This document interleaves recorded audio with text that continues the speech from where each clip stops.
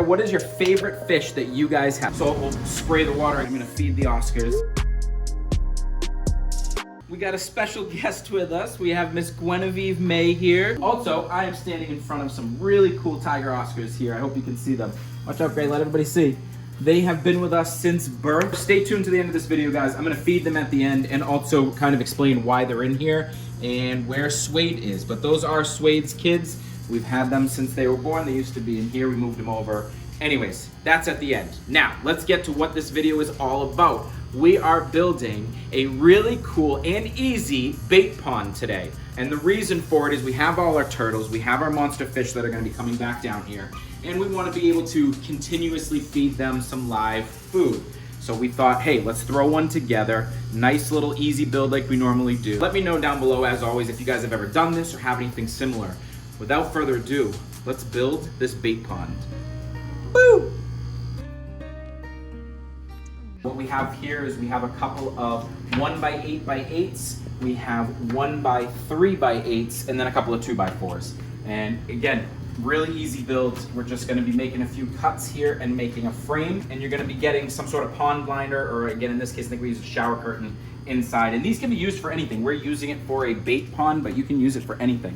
So you're gonna take one of the 1x8x8s and cut it directly in half, as well as one of the 1x3x8s. All right, guys, so just making our measurements. Make sure, stay tuned as well. Near the end of this video, we're gonna have a keyword. We are gonna do another giveaway. Pretty excited about that, so make sure you stay tuned. The 1x8, if you get it from Home Depot, is actually 1x7.5. I don't know why they call it a 1x8, but anyways, so you're gonna end up cutting these at about 7 inches. So you want 4 of those, and then what you wanna do quickly is just get a little piece of sandpaper and just sand the top edges and corners so that they're nice and smooth, and you'll find out why in a second. Your little 7-inch piece is gonna go right in the corner there to hold everything together. So you wanna do 2 screws from here, 2 from there. The last cut you should have to make is just your remaining 1x8s. Just cut 2 feet off of them. You want them to be at 6 feet in length.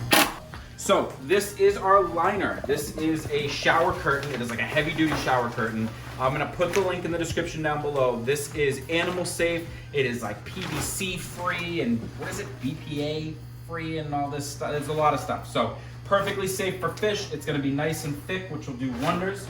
Next step for this is you're gonna go around, staple gun, you're gonna staple everything, leave a little bit hanging of the liner, obviously, so there's enough to work with. And as you can see, this is a very shallow bait pond. That's all we need. You can do it as deep as you want. You basically would just put another one of the 1x3x8s on top of this and make the corner connectors a little bit taller, but we don't need that. We're literally just putting some crawfish and some small fish in here, so we don't need a lot, and I think this is gonna be perfect and super easy to access. All I have to do is come down here when I need something and only have to reach in a few inches instead of having to reach down in a tank that you can't see in. So without further ado, I'm gonna go around, and basically you just wanna put some staples every few inches on the top. As you can see, you just want to make sure that everything's secure. And then speaking of secure, one of the last things we're going to do around the edge here is we have more of these 1x3s here, and you're going to just cut it.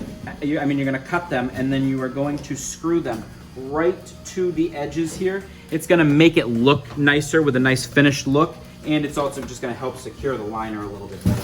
So when you guys are doing this part and the staples, make sure you're only putting holes ever on the top. Obviously, get it anywhere besides that, you're gonna start to get a tear and leak. So that's gonna look really nice. So then you're just gonna put 2 more on the outside there.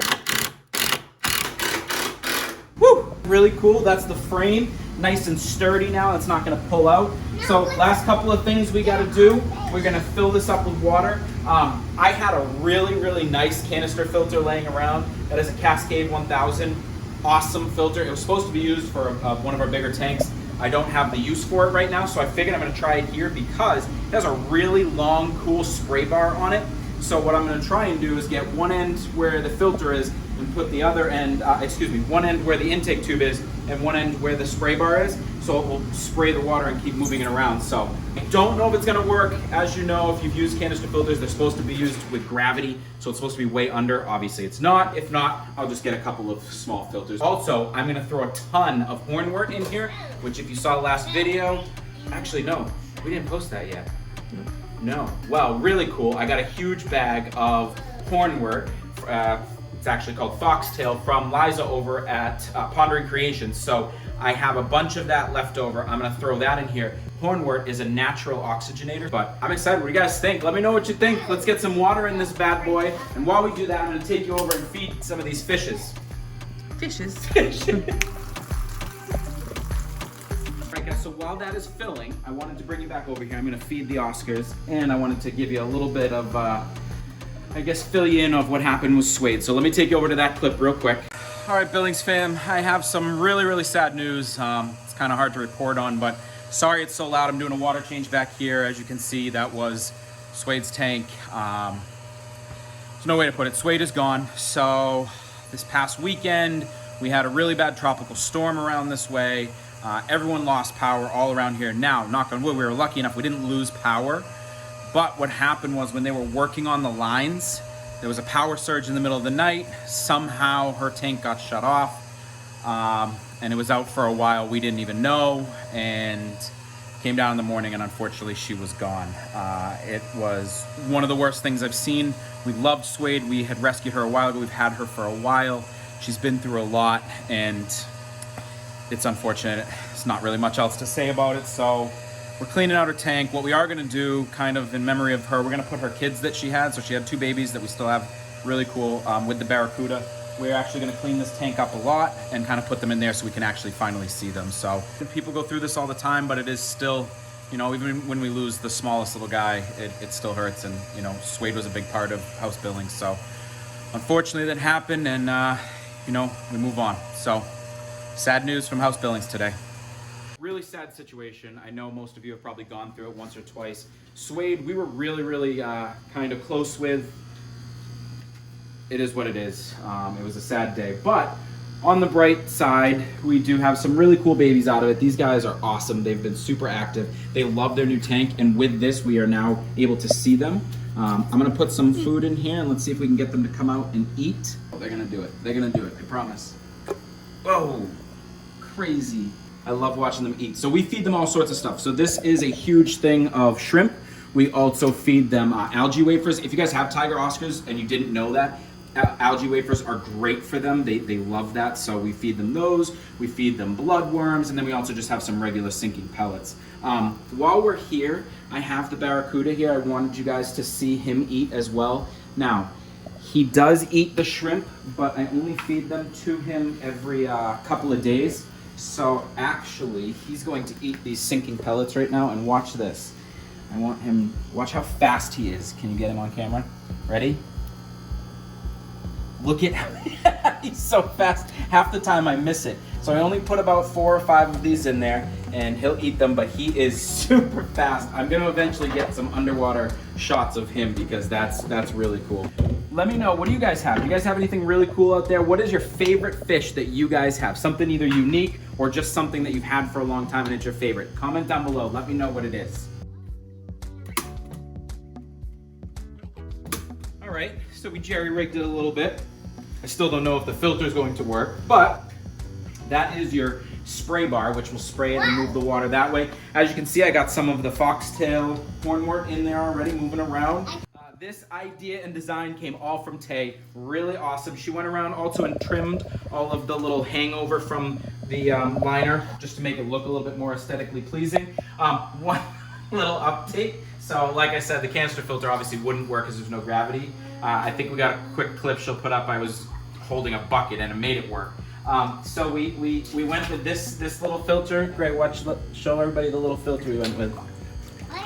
So obviously we're not going to keep that, and if you guys have seen all of our other videos, we always upgrade stuff. I just want that in here just to get a little bit of movement in here for right now. We'll get something bigger. We're probably going to have to go with some sort of hang on the back filter, but obviously to a much larger degree. Now, as far as other things, we might throw a heater in here when it starts to get a little bit colder.